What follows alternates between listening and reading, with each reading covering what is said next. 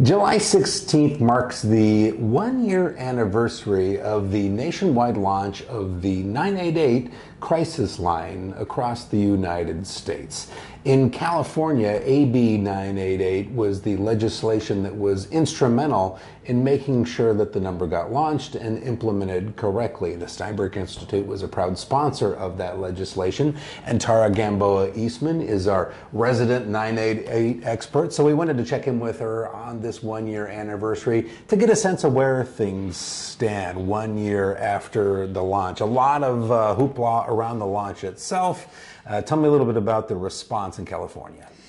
Yeah, since the launch in California, we've received nearly 300,000 calls, texts, and chats, and California's had an 88% in-state answer rate, which is one of the highest in the country, and that's even amidst a 28% increase in call volume.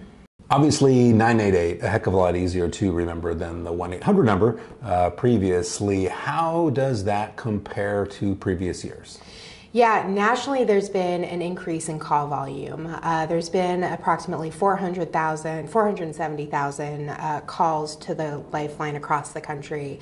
At the same time, the call answer response time has decreased to 35 seconds, which means more people are being helped and faster. So let's talk about the vision for 988. The goal is not just to have the person on the other end of the phone to help. It's also someone to come to you if needed and even someplace to go. Right. That's the long-term vision here in California. So far, the state has invested tens of millions of dollars into the Lifeline and its call centers. And that was really to bolster the technology and staffing needs ahead of the launch.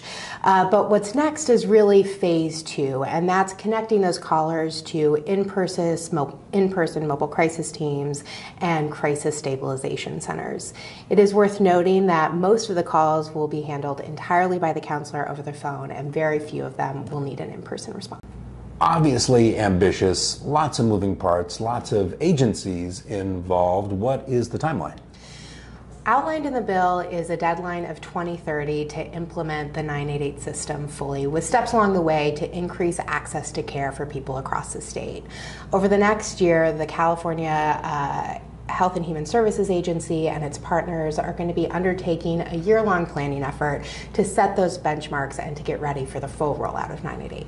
Well, it's very exciting, and we know you will stay on top of it and keep us informed to make sure you are informed on 988 and all of the work we're doing here at the Steinberg Institute. Make sure to follow us on social media and subscribe to our newsletter.